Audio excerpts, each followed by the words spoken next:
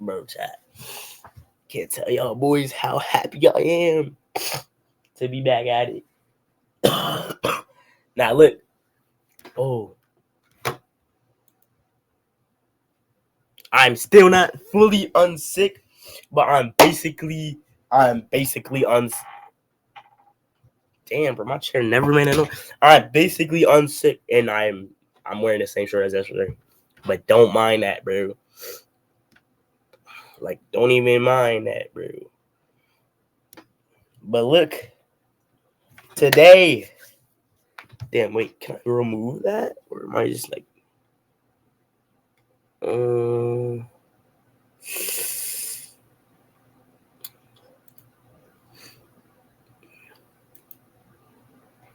Okay. Nah, chat. There's some things y'all can't see, but I did. I'm gonna give y'all a new angle. I did add some stuff to that wall, like the black shirt and a long sleeve. And I don't know if y'all can see. I can't I deadass can't zoom in. Yeah, I can't zoom in. But and we got my plaque because I'm that nigga. But and then we got the Pokemon cards. Oh, that's so hard, bro. But look at that T right there, bro. The through my eyes. Wait, let me get y'all the full. Oh damn! Don't mind the mirror, bro. But just look at that. Oh nah, look at that, bro. And then let me show y'all. Yes, bro, we're almost done. Like I think in my room, it's like my sanctuary. Like I'm really investing in this shit. Like I'm gonna. Damn, like I'm gonna. This is probably not gonna lie. Oh, it's about to be a long ass stream, bro. Cause I'm bored as I'm like I have nothing to do, bro. Chat, not gonna lie, I gotta tell y'all some shit, bro. Like I never really truly cared about school. I only I maintained my grades because my parents, that's what they wanted to see. That's the only reason. But not gonna lie, chat, I don't give a fuck about school anymore, bro. So I used to end stream I used to only have an hour stream. Well, first of all, I usually have a short stream because I'm not gonna stream long as fuck if there's nobody watching me. But I'm about to start streaming longer, like everything, chat. And I know it will be it's gonna be difficult, because of Kai's Mafia-thon. So I know a lot of niggas are gonna be watching Kai. Like I know a lot of niggas are gonna be watching Kai. But look, yo, wait, what's that? What the hell? So I know a lot of niggas are gonna be watching Kai. But shit, chat. That doesn't matter. That's not stopping me from streaming every day straight. The Kai's Mafia-thon is not gonna stop. It's not gonna stop me from streaming 80 days straight, bro. Like I told y'all niggas, I streamed when I was sick. Cause I told y'all I'm gonna get this 80 days straight done, bro. I don't know if I told y'all, and after the 80 days, y'all know what's coming after the 80 days. Yo, after the 80 days, the 365 is coming. Oh my gosh, I literally broke this shit in half. Damn, I'm strong as hell. But after the 80 days, the 365 is coming. But we didn't even finish the 80 days. And I know right now it's supposed to be Fashion History episode 2. But look. We are gonna get to that. But right now we gotta right now I'm just talking to y'all, bro. Just chatting, bro. How have y'all been, bro? How have y'all been? Nah, how have y'all been, bro? Wait. Yo. Nah, how have y'all been, chat? Not gonna lie, I've been doing pretty good myself. Like damn, bro. I've been doing good myself. And I'm genuinely, for a while, bro, the reason why I've stopped caring about school, Like I dead ass want to drop out, but I know if I drop out, I would be homeless. Cause like my mom wouldn't let me live here, my dad wouldn't let me live at his house. None of my family would let me live at their cribs. Mostly everyone in my family has a college degree, bro. They all went to college and shit, bro. But I never had a dream of going to college like that ass, bro. I never really had that dream of going to college, like, or like that desire. Oh, I gotta go to college, get a good job. I never really had that dream of going to college and getting a good job, or getting a like. I really don't think I even need that. For certain jobs, I know, yeah, I need that. But like for the job I want, which is streaming, I want to stream as my job. Like people, my dad doesn't understand that. My mom doesn't understand that. Like I haven't even actually like told my parents I'm streaming, so they don't know. Only two people know only a couple people know I'm streaming, bro. That I actually stream. Like I haven't told my family or like my mom. It's like or my mom or my dad. But eventually, obviously, I will when I'm gonna start taking it intensely more seriously. Like I'm still taking it seriously. I'm taking it serious, but like what I mean, like like chat. You know, it was Labor Day. Today is Labor Day, so no school. I don't have school. I have school tomorrow. I might skip school and just stream all day, bro. Like I'm being serious, bro. I might skip school and stream all day, bro. But yeah, I don't know, bro. I just don't know if that would be good to do. But like, cause my grades, I have good grades. I'll show my grades right now, bro. But I'm gonna just stop caring about school, bro. Like school, it drains my energy. It drains my happiness. Like that's why I don't like school, bro.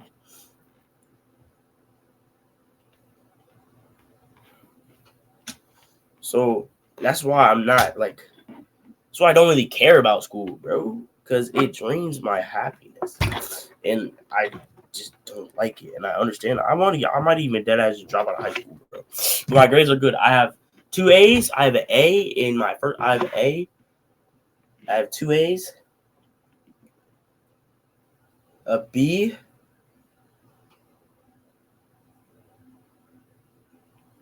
Wait.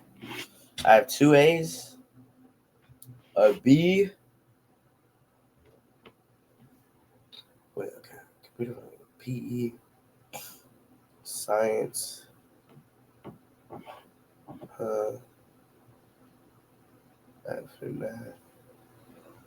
Okay, I have a B. I have 2 A's, 1 F. The F I have is in math, bro.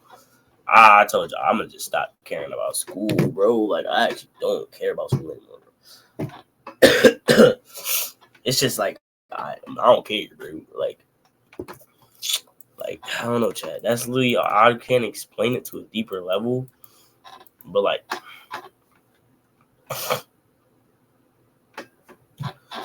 that's how that's how I'm explaining it right now.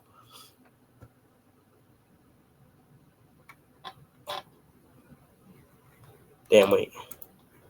Should I recategorize it? Wait, I just think I should start multi-streaming, like stream on, like if I'm, but I don't know. I don't think I can. Chat right now, I'm streaming. Like I'm saving for a PC right now. Chat right now, I'm streaming on a laptop, bro. Like I need a PC, bro. Like damn, bro. Chat. So that's what I've been saving for.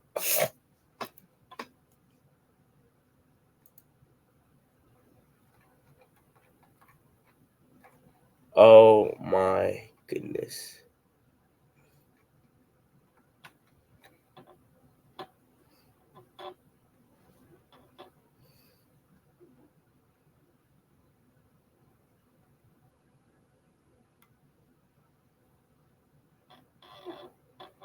Damn, wait. One second, chat. I'm reading something. Nah, bro. Ah.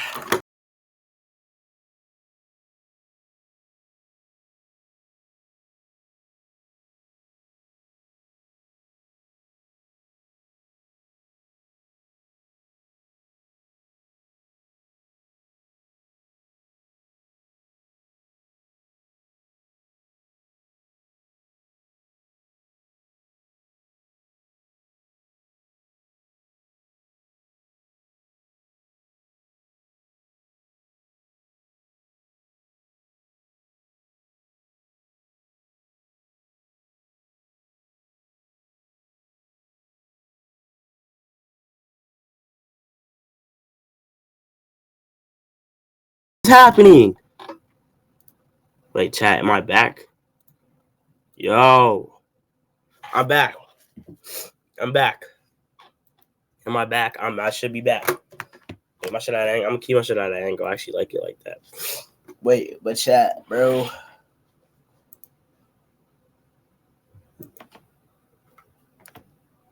Nah, I just really been like, I don't care about school anymore. Like I don't have enough energy to care about school anymore, bro. So I just wanted to tell y'all this, bro. And it's just like, damn. The school does not matter to me anymore, bro.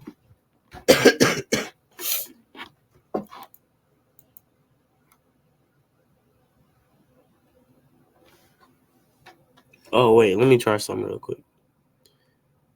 What is this? Okay, I'm good, right? It shouldn't have did anything.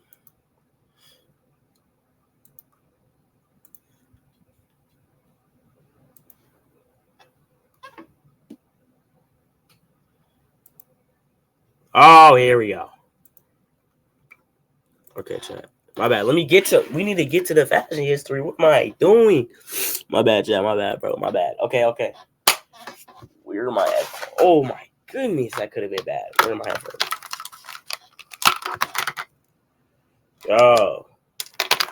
Yo, what? Oh, I only have the apples. Wait, that's a good thing, actually. But I need the plug thing.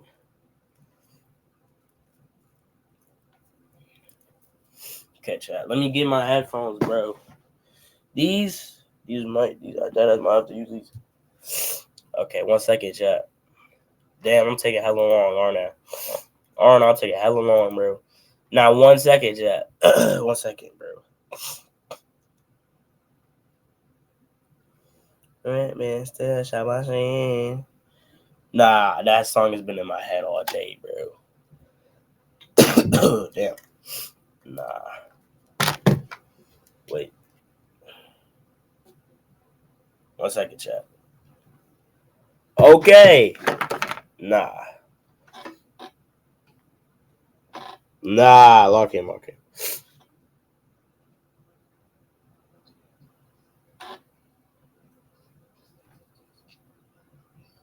Oh, these are booty. Yo, why are these booty? Oh my gosh, I'm about to. Bro, how do these get tangled? Now, like, actually, how does this get tangled? Like, that's my actual question, bro.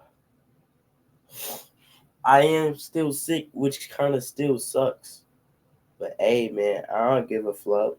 I don't give a frick. Nah, what am I talking about, bro? What am I talking about, bro? What are you talking about, bro? Oh, nah, that's tough. Nah, why the damn, I feel like exposed because I have no socks on right now. Like, put some socks on, bro. I don't even know why I took my socks off. Oh my gosh, bro. Yeah, but I don't care about school anymore, chat. Like, this shit just drains my energy, and I'm like, I'm not gonna give energy to this shit. Obviously, I'm still gonna try to maintain my grades and shit, but like, that's it, bro. I'm not gonna like stress over this shit anymore. It's like, if I fail, I fail. That's how it is, nigga. Damn.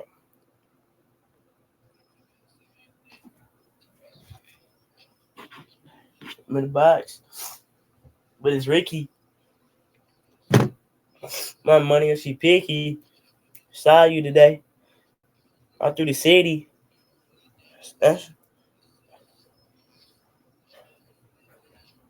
Oh yeah. Okay, let me actually, like, this is from my phone, bro. But let me actually get my shit, bro.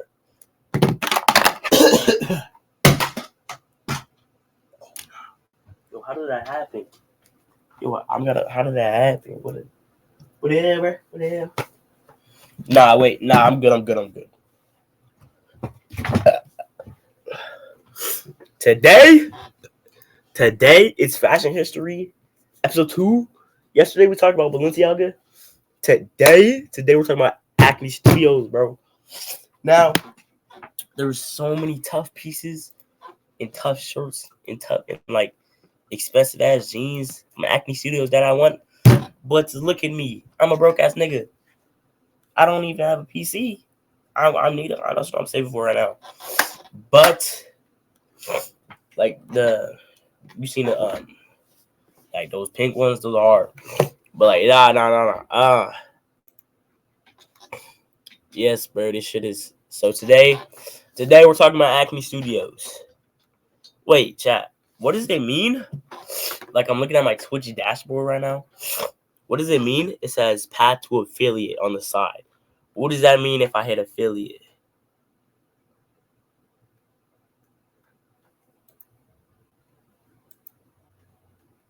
Now what?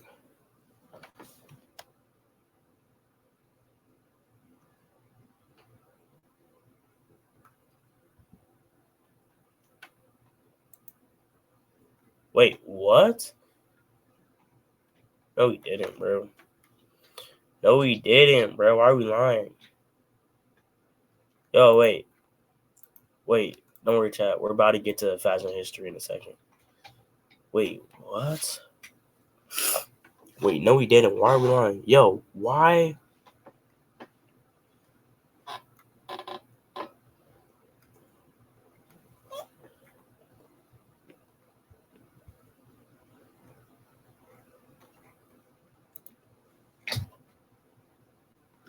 Yo! Okay, I gotta get to stream now, bro. Anyway, chat. I was looking at my the Twitch dashboard, and it says path to affiliate. What does affiliate mean? I think it. What does it mean if I hit affiliate, bro? What does that mean? Like that ass chat. Chat, what does that mean? Oh my gosh, you can see my cute ass face. My bad.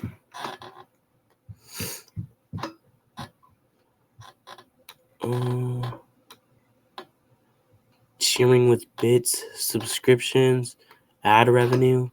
I don't want to run ads. I don't want y'all to have to watch ads. Options. Subscriber streams. Subscriber only VODs. Increase VOD storage from 7 days to 14. Oh shit. That's way better. Community polls. Customized channel points. Oh wait, that's good. Access to instant email uploads. Oh shit. Yo. That's actually that should be my goal. Actually, nah, I'ma just do me. Nah, bro, being sick is booty hole.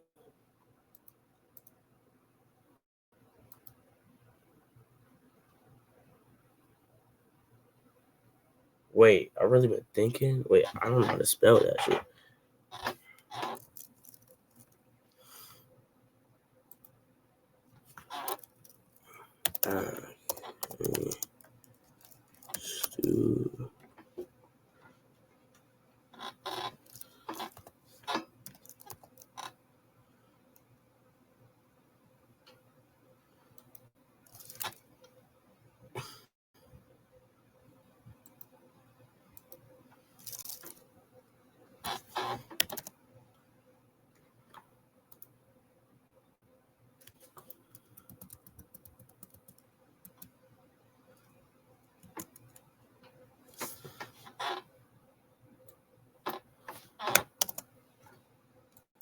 Okay, child, we're about to get to episode 2 of Fashion History.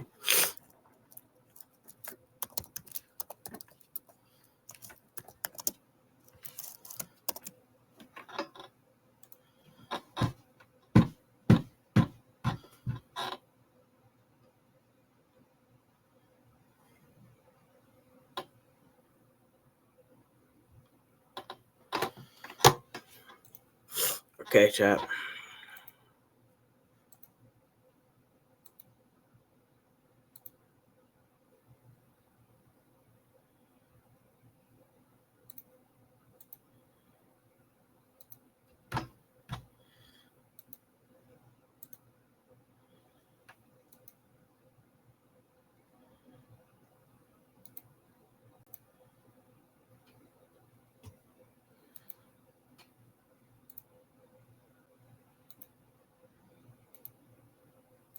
Nah, I prefer that side, bro.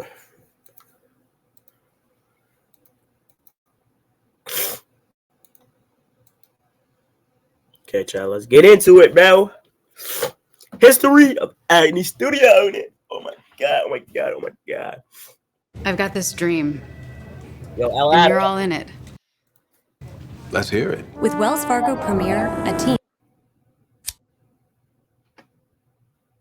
Not every brand possesses a distinct, unique aesthetic. However, in most instances, most brands possess a signature trait, whether it be a piece of garment or a technique in manufacturing their pieces. For instance, yo, I dead ass.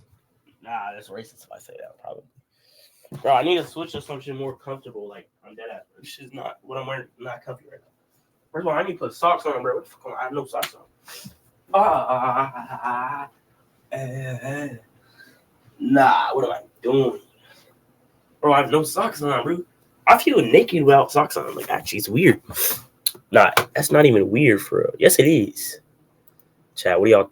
No.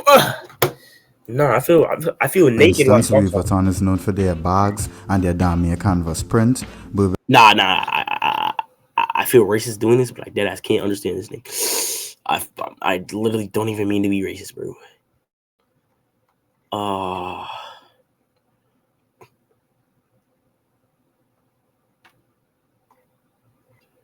No. History of Acme Studios. Y'all can still street. Yeah.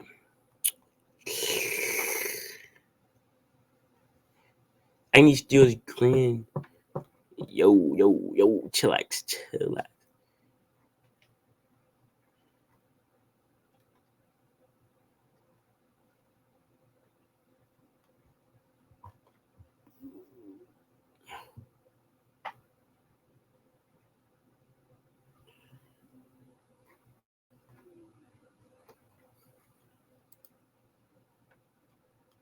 History of... Damn, we might have to do a different brand. Like, that ass. Chat, we're going to do a different brand for this shit. Yeah.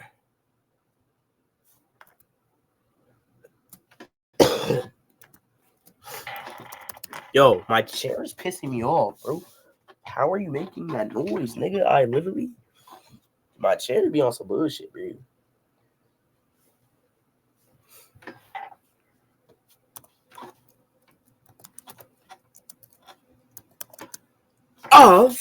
Of Rome? No, nigga. No.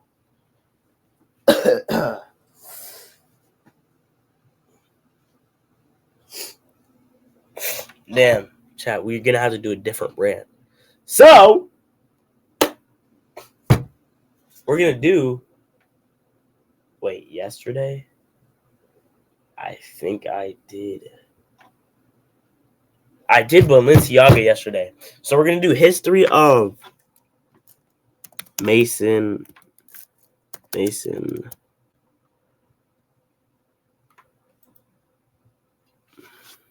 Because yesterday I did Balenciaga, so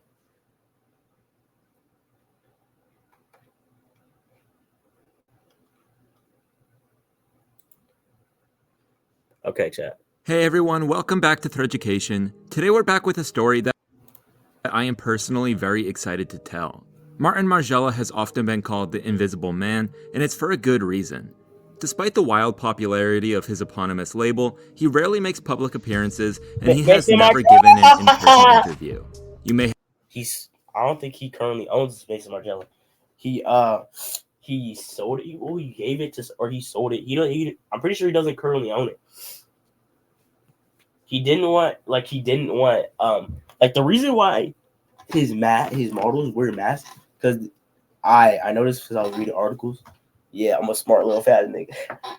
I did not say fat. I'm a smart little fashion nigga, bro. The reason why his models starting out wore masks was because he wanted the people to look at his clothes and not the people wearing them, like not the models and shit. But he still got me on some bullshit talking about some $700 for some gats.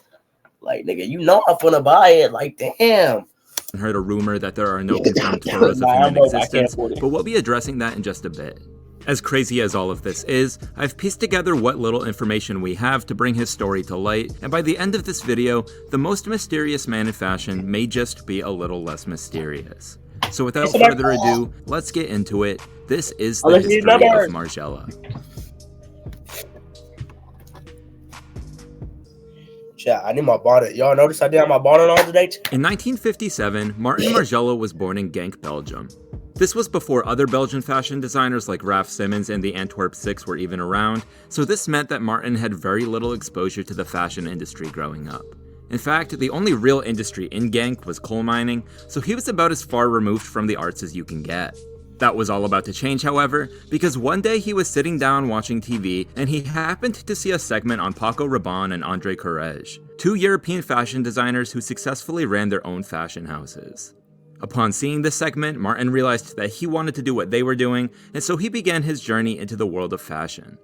To fuel his curiosity, he took an introductory course on fashion, and by the time that he'd finished, there was no doubt left in his mind that this was for him. Making the decision to commit himself fully, he enrolled in Antwerp's Royal Academy of Fine Arts. There he learned more about the art of fashion design, and after his graduation in 1979, he began working as a freelance designer. Just to be clear, this does not mean that he was making his own clothes, it means that he was lending his talents as a designer to other labels. For the time being, that was fine, but after nearly 5 years of this, he decided that he'd like something a bit more consistent, and he was fortunate enough to land a full-time job as Jean-Paul Gaultier's design assistant. At some point, I'll need to make a full video on Jean-Paul Gaultier, but for now just know that he's a boundary-pushing fashion French couture designer, and this is right when his career was really starting to take off. For Martin, this was in many ways a formative experience because during this time he learned more about everything from designing collections to getting them into stores. And with Jean-Paul, he was doing it at the highest level possible. Another interesting point is that this new job was actually in Paris, so Martin now found himself in what many people consider to be one of the fashion capitals of the world. It was a far cry from Genk, Belgium, but this is exactly what he needed to fully immerse himself into the fashion industry. So overall, things were going great, but after nearly 3 years of working with Jean-Paul, Martin began to sense the urge that many design assistants sense at some point in their careers. He wanted to start his own label. Now this is where we really start to get a better understanding of Martin Margiela's identity, or at least where we get a bit more information to work with, because truth be told, it's still pretty confusing. As I alluded to in the beginning of the video, he has always been a very private person, and at no point in his journey has he actively sought out the spotlight. But don't let that confuse you, because when Martin launched his own label in 1988 with the help of his business-minded friend Jenny Meerens, fashion critics were instantly taken aback by how radical he was. His silhouettes were unlike anything they'd ever seen, he showed a strong affinity for deconstruction, and he liked to experiment with different materials. Not only that, but he had a distinctly unique approach to presenting his collections. Our earliest evidence of this came in 1988 with the presentation of his spring 1989 collection. This was his runway debut, and I think it's safe to say that he left quite the strong impression. Rather than hosting the show at some fancy venue, he decided to host it in an unassuming cafe that doubled as a theater. As far as the collection itself, he showed a total of 52 different looks relying on a mostly white, black, and red color palette, and made the interesting decision to cover a number of the models' faces. This is giving me some pretty major Kanye vibes, but the point here was to draw attention away from their physical features and towards the clothes that they were wearing. In a similar vein of thought, he had some of the models step in red paint right before walking onto the runway, and this was to draw attention towards the fact that they were wearing tabby boots. Tabby boots would go on to become one of Margiela's signature offerings, but you might be surprised to learn that they actually predate Margiela by about 400 years. I know. It all started in 15th century Japan when people started making split-toe socks called tabbies that they could wear with their traditional thonged sandals. And over time, this evolved into a split-toe boot called the Jika tabby. This mostly served a functional purpose as people would wear them outdoors, but it did become a staple in the world of Japanese fashion. Fast forward a few hundred years, and it just so happens that Martin Margiela's studies led him to take an interest in Japanese fashion. After learning about the tabby, he got the idea to create a higher-end split-toe boot, and the end result was the now iconic tabby. This is actually something he'd been working on for years before starting his own label, but it finally made an appearance in his debut show, and was an instant hit. At first glance, it may have been hard for spectators to see them in the dimly lit cafe, but as the red paint on the bottom stamped hoof-like marks along the runway, they became impossible to ignore, and as soon as the show was over, the orders started coming in. Now before this show, not many people knew the name Martin Margiela other than the few who knew him as Jean-Paul Gaultier's design assistant. But with this stunning presentation, he'd put his name on the map. Many people will tell you that first impressions are everything, so in that department he was doing fine, but in the fashion industry, your ability to parlay initial interest into a sustainable following is what will really make or break you. So after this first collection, the pressure was on. He continued pushing forward, and in 1989, he delivered what many people believe to be some of his most groundbreaking work to date. Once again, going against the grain, Martin decided to host his spring 1990 show on a playground in the outskirts of on Paris. a playground. I told you. That may sound a bit random, but his intention was to make the show feel authentic and open to the public. As a matter of fact, it was open to the public, and there were no formal seating arrangements. This didn't go over too well with members of the fashion media because they arrived to discover that the front row seats they were accustomed to sitting in had been taken by young children. You see, Martin felt bad that the playground would be closed for a few days while they were setting up the show, so he began thinking of things he could do for the kids in return. His first thought was to send them all on a field trip out to the French countryside, but then he had an even better idea. He approached each of the local schools and asked if they'd be willing to make invitations for his show in their art classes. All of the schools agreed, and Martin was handed back nearly 500 unique invitations. As his way of saying thank you, he then invited all of the kids who designed them to attend his show, and that is why we see them sitting in the front row. Now, seeing as they were just children, they had no regard for the type of etiquette one would normally expect at a high-end fashion show. And while this would be a nightmare for most designers, Martin loved it. The kids stole the show as they posed for the camera, sprinted onto the runway, and one even climbed onto the shoulders of a model. And while this was all exciting, don't let this distract you from how great the collection itself was. I know what bro He focused much of his attention on proportions with this one, resulting in a unique look that was wide at the waist and narrow on top. In addition to this, he experimented with different materials, as seen with this translucent dress, and once again, he brought back the tabby boots. Looking back now, Margiela's Spring 1990 collection is an undeniable classic, and you could even say that it changed the course of fashion history. You see, at the show that day, there was a young man in the audience named Raf Simons. Still in school, he'd landed an internship working with the Belgian fashion designer Walter van Beirendonck, but he admittedly disliked the idea of a career in fashion and was more interested in furniture design. That was all about to change though, because after Margiela's collection, he realized that he too wanted to pursue fashion. Nowadays, Raf is one of the most prolific designers alive, but if he hadn't gone to the show that day, there's a very real chance that we wouldn't be talking about him right now. Let me say though that as much as he loved the collection, not everyone felt the same way, and at the time, it was actually a bit polarizing. Yes, some people thought it was fantastic, but others hated it, largely because of how far it strayed from traditional high-end fashion. Nevertheless, the polarizing collections are often the ones that provoke the most discussion, and that's why nearly everyone in the industry knew his name after this show. For any designer trying to launch their own label, that sounds like a dream come true, but that was not the case for him. As much as he loved the creative freedom to make whatever he wanted, he never cared for the spotlight that came with it. And so just like that, Martin Margiela began planning his own disappearance. Damn, that sounds tough for us. That's like on some horror farming shit. That's some mysterious, nonchalant shit. Damn, that's tougher. Damn, me and him really the same for real. Martin Margiela's decision to disappear from the public eye came down to a combination of a few different factors. On one hand, he's always been an inherently private person, and on the other hand, he wanted to let his work speak for itself. Oftentimes in the fashion industry, we associate a brand with its founder or whoever the creative director is, and while I personally don't think that that's a bad thing, there are definitely instances where it distracts from what we really care about, which is the clothes. So how did Margiela go about staging his disappearance? Well, I touched on this a bit earlier, but basically he stopped making public appearances, he stopped giving interviews, and he even refused to be photographed. Speaking of which, I think that here is a good place to address the most famous rumor about Margiela, which is that there are no known photos of him in existence. Right away, let me say that this is 100% false. While there may not be many of them, we do have several confirmed photos of Margiela. Some of them were taken during photo shoots, some of them were taken paparazzi style. Either way, Martin is aware that these photos are out there and that people know what he looks like. And honestly, I think that the air of mystery he's created for himself has only spurred more curiosity about who he is. And if you ask me, I think that he plays into this a bit. Yes, he disappeared from the public eye, but it seems as if he wants us to know that there's something missing. One of the best examples of this is that he started using a plain white tag on all of his clothing.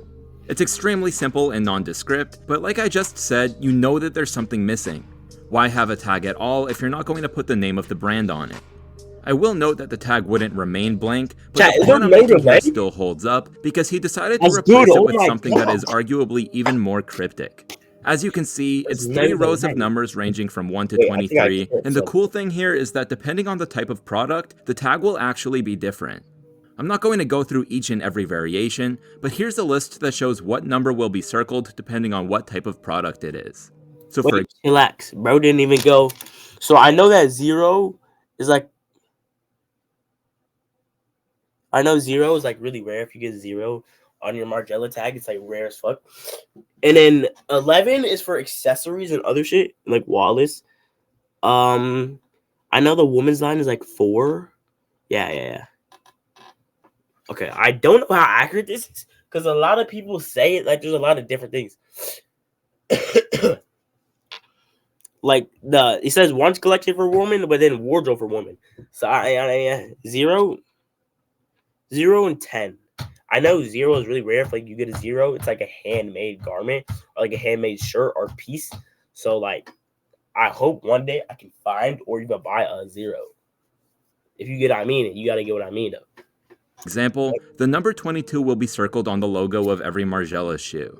The only On the Gats, and then 11 is like what I just said. one that's really different is MM6, because rather than being treated as just another product category, MM6 is the name of a diffusion line focused exclusively on women's wear. So anytime you see that, just know it's essentially an offshoot of the brand's main line. Personally, I find this whole number system really cool, and it's also a brilliant marketing move because it contributes to Margiela's if you know status. Now, another great example of the something is missing concept is this photo of Margiela employees. Right away, you may notice that there's one empty chair, and that empty chair is symbolically reserved for Martin. To be fair, we don't know if leaving an empty chair was his idea, but it just goes to show that the brand actively feeds into this mystery man narrative. Oh, that's As a hard. side note, you may have noticed that everyone in the photo is wearing a white lab coat, and the reason behind that is actually pretty interesting. To create a sense of unity among his employees, Martin instated a company policy requiring everyone to wear the same plain white lab coat. Not only did this new uniform place them all on common ground, but it also encouraged them to focus less on the clothes that they were wearing and more on the clothes that they were making. Oh, that's This policy hard. is still in place That's today, not even and if you doing want to see anything for hard. yourself, just walk This into is any poetic Margiela store and you'll be genius. Oh greeted my by someone in a white gosh. lab coat. But anyways, let's go back to what I was saying, because there is one thing that I want to be very clear about when discussing the anonymity of Martin Margiela.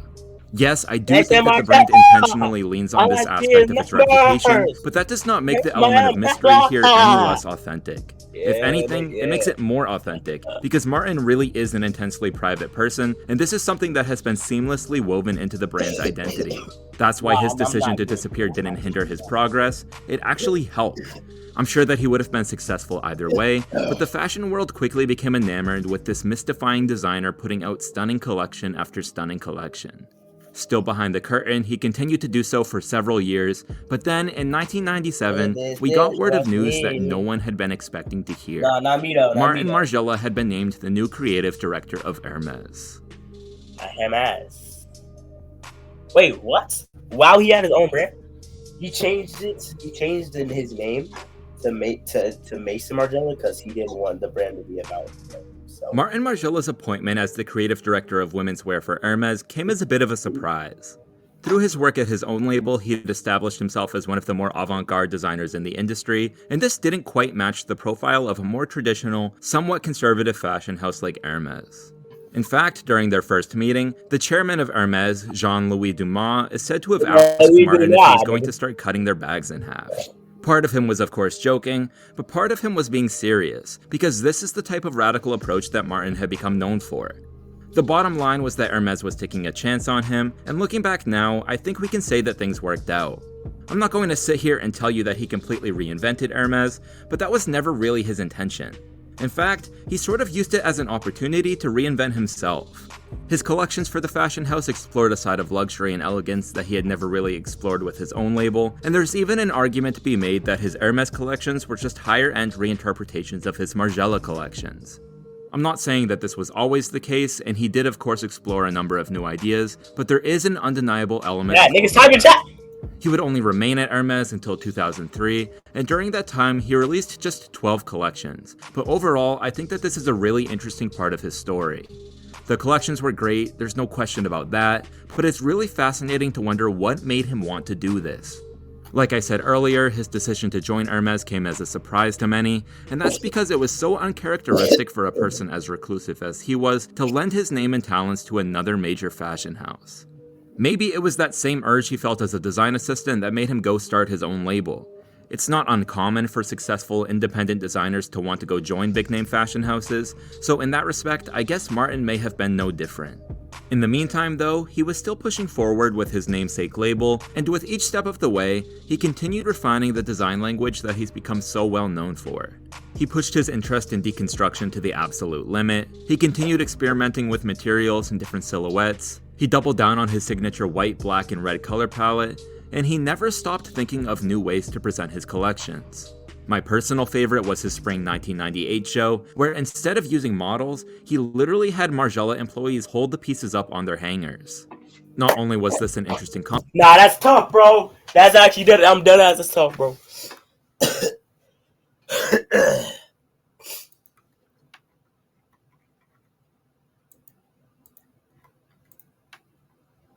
Yo, what the fuck? Oh, my shit got... That is just one out of many examples that we have of Martin's brilliance, and when you take a step back and look at it, it's almost funny in a way. He's developed this reputation of being a low-profile guy who makes these timeless, somewhat understated pieces, but his approach is completely out of the box. He simply has different ways of thinking about aspects of fashion that we take for granted, and that's why he headed into the early 2000s as one of the most celebrated designers in the industry. But unfortunately, there was trouble ahead. Booty liquors. In 2002, Maison Martin Margiela was officially sold to the OTB Group, which is a fashion conglomerate founded by Renzo Rosso that currently has stakes in brands like Diesel, Marni, Jil Sander, and Amiri, just to name a few. It's not exactly clear why Martin decided to sell Margiela, but it's also not that crazy to think that he did, because being purchased by a conglomerate is a very common way for independent brands to expand. That may not have been the only reason though, because around this time, rumors started circulating that Martin simply wanted to step away from fashion. While this may have been the case, he did stick around for a few more years, but in 2008, the rumors started circulating once again, and this time they were for real. Martin Margiela officially retired from fashion. At the time of his retirement, he said nothing, but years later, after winning a prize at the Belgian Fashion Awards, he released a statement explaining his departure, saying, "I felt that I could not cope anymore with the worldwide increasing pressure and the overgrowing demands of the trade. I also regretted the overdose of information carried by social media, destroying the thrill of weight and canceling every effect of surprise so fundamental for me." That gives us insight into why he walked away, and it also gives us insight into why he hated the publicity. After Martin left in 2008, the ownership group decided to let the existing design team continue running the show without identifying any one person as the lead. This is unusual, but it's not unheard of, and if you think about it, it sort of makes perfect sense. Margiela is supposed to be this brand without an identifiable figurehead behind it, so if they'd gone and instantly appointed someone like Raf Simons, they'd have been compromising that part of the brand's identity. Now, even though we don't know much about who was on the design team, we do know what they accomplished together, and while you may not have known it, there's a very good chance that you're familiar with their work. Earlier on, I joked that the masks in Margiela's spring 1989 collection were giving off Kanye vibes, and that is no coincidence. It's a fairly well-known fact that Kanye is a massive fan of Margiela, and he's even rapped about it saying, "What's that jacket, Margiela? Doctors say I'm the illest cause I'm suffering from realness." This might be a bit of a stretch, but I've always imagined that the Margiela jacket he's talking about is the famous white lab coat, which looks exactly like something that a doctor would wear. Either way, his passion for the brand does not end there, because he was personally styled by the Margiela team for his entire Yeezus tour, and this included a series of now iconic masks. While these masks were in part customized for him, they originated from one seen in Margiela's Fall 2012 and Fall 2013 couture collections. Nowadays, they're looked back upon as a defining part of this tour, and by the way, if you're curious, he was able to see through them. The jewels may slightly obstruct his vision, but other than that, it's simply an embroidered chiffon veil. Another thing that I think is worth mentioning here is why Kanye decided to wear these masks. Aside from the fact that they look amazing, he suggested that he liked the idea of people going to his shows and experiencing his art, all without ever seeing his face. I really like that explanation, because it's basically the same exact reason that Martin never made appearances at his fashion shows. You're not there to see him, you're there to see what he's made for you, and the mask provides a degree of separation that makes that possible. As I'm sure many of you have seen, Kanye has been wearing masks everywhere recently, so I wonder if this has been at the forefront of his mind, and I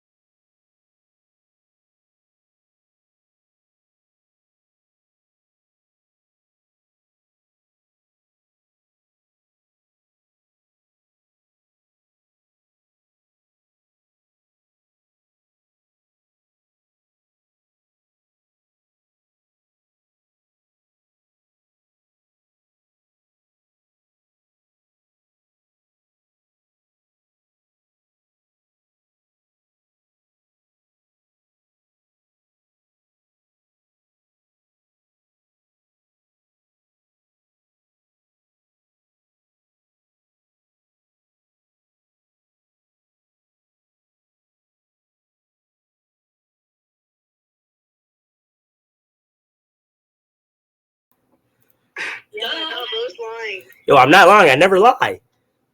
Oh, I also wonder if we might see him break out one of these Margiela masks anytime soon.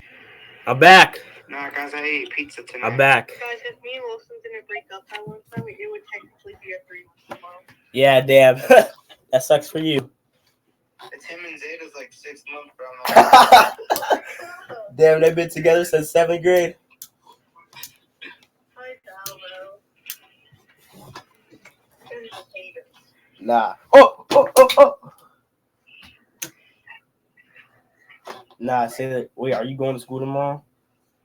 Yeah. Yeah, I'm probably gonna have to go because I have the F. I got some bum ass practice. Damn, Bro, I don't want to go to that shit. You know why? because it's hot outside. No. It's because we gotta wear our helmets. Oh But damn, my helmet don't fit my head. you got a big ass head. It's because they gave me a fucking size extra small. You think I got? Well, it goes on my head, but Nah, they gave you ass the wrong size. You a big ass head, bro. nah, bro. It goes on my head, but it pulls the shit out of my ear. Damn, you might just have to buzz again. No, I'm not doing that shit. And it's like, When Taylor Buzz. no, I am gonna buzz again though.